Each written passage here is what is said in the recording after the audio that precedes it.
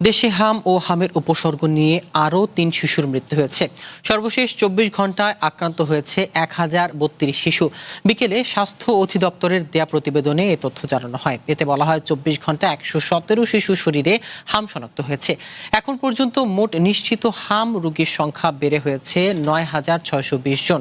গত ১৫ মার্চ থেকে এ পর্যন্ত দেশে মোট সন্দেহজনক হাম রোগীর সংখ্যা দাঁড়িয়েছে ৭৭,৭৯১ জনে। একই সময়ে সন্দেহজনক হাম রোগে হাসপাতালে ভর্তি হয়েছে ৬৩,১৩৪ শিশু, আর সুস্থ হয়ে বাড়ি ফিরেছে ৫৮,৯৬৪ জন। এখন পর্যন্ত সন্দেহজনক হামে মারা গেছে মোট ৫২২ শিশু। এছাড়া নিশ্চিত হামে মারা গেছে ৯১ জন।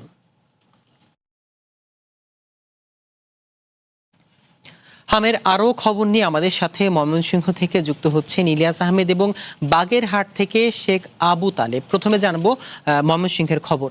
ইলিয়াস, হাসপাতালে ভর্তি রোগীদের অবস্থা নিয়ে চিকিৎসকরা এখন কি বলছেন, আর আরও জানাবেন এর সাথে যে মৃত্যুর হার বাড়ার কারণ কি?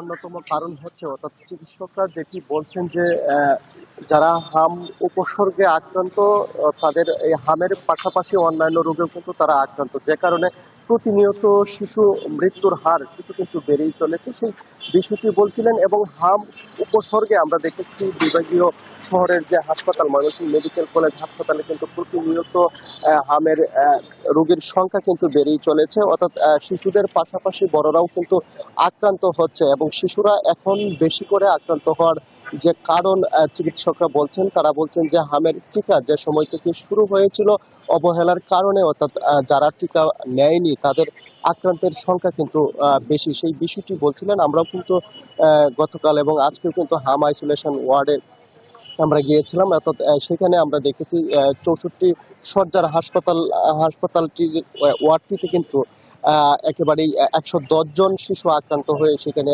চিকিৎসা সেবা নিচ্ছেন। অর্থাৎ আমরা অনেক শিশুর স্বজনদের সঙ্গে কথা বলেছিলাম, তারা বলছেন যে তারা কিন্তু হামের টিকা নেয়নি, অর্থাৎ অবহেলা করে, এবং অবহেলার কারণেই কিন্তু বেশিরভাগ স্বজনরা বলছেন তারা হামের টিকা তাদের শিশুদেরকে দেয়নি, যে কারণে তারা কিন্তু কোনো আক্রান্ত হচ্ছেন। অর্থাৎ অনেক শিশু কিন্তু দ্বিতীয়বারের মতো হামের আক্রান্ত হচ্ছেন, সেই বিষয়েও কিন্তু লক্ষ্য করা গেছে। অর্থাৎ এই বিষয়টি নিয়ে অভিভাবক এবং নাগরিক সমাজের নেতৃবৃন্দ যারা আছেন তারাও কিন্তু কিছুটা উদ্বেগ প্রকাশ করেছেন, এবং তারাও বলছেন যে প্রচার প্রচারণা কিছুটা ঘাটতি ছিল, যে কারণে কিন্তু তারা অনেকেই অভিভাবক বলছেন যে তারা কিন্তু হামের টিকা যে প্রচার প্রচারণার বিষয়টি তারা শুনতে পায়নি, এবং যে কারণে তারা তাদের শিশুদের কিন্তু টিকা দিতে পারেনি, সেই বিষয়টি বলছিলেন।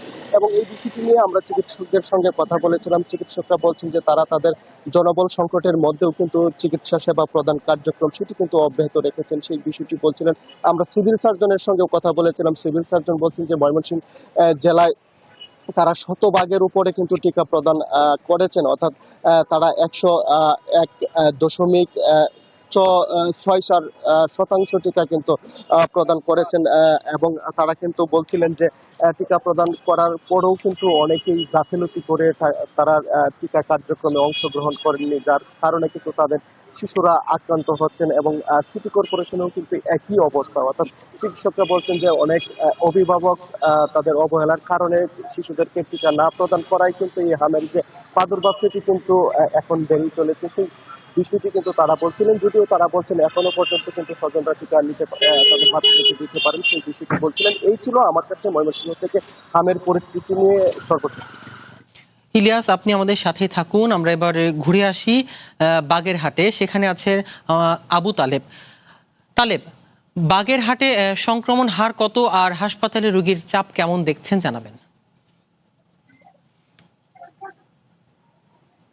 জি, আপনাকে ধন্যবাদ। আপনাকে যদি জানিয়ে রাখি, দেশের অন্য স্থানে যেমন হাম সংক্রান্ত রোগীর সংখ্যা বেড়ে বেড়ে চলেছে, সবসময় কিন্তু বাগেরহাটে কিন্তু খুবই ভালো অবস্থায় রয়েছে। বাগেরহাটে এখন পর্যন্ত কিন্তু জেলা সিভিল সার্জন অফিসের তথ্য মতে পুরো জেলাতে কিন্তু 231 জন হাম রোগীর শনাক্ত করা হয়েছে, এবং এরা কিন্তু বিভিন্ন সময় বিভিন্ন ধরনের চিকিৎসা, জেলার বিভিন্ন যে হাসপাতালগুলো রয়েছে, সদর হাসপাতাল থেকে শুরু করে উপজেলা স্বাস্থ্য কমপ্লেক্স, ডায়াগনস্টিক সেন্টার, বিভিন্ন জায়গা থেকে এরা ট্রিটমেন্ট নিয়ে থাকছে। এবং সদর হাসপাতালের কথা যদি আপনাদেরকে জানিয়ে রাখি, বাগেরহাট সদর হাসপাতালে এখন পর্যন্ত কিন্তু 19 জন হামের রোগী ভর্তি রয়েছে, এবং গত 24 ঘন্টায় কিন্তু 6 জন নতুন রোগী, হামের রোগী ভর্তি হয়েছে।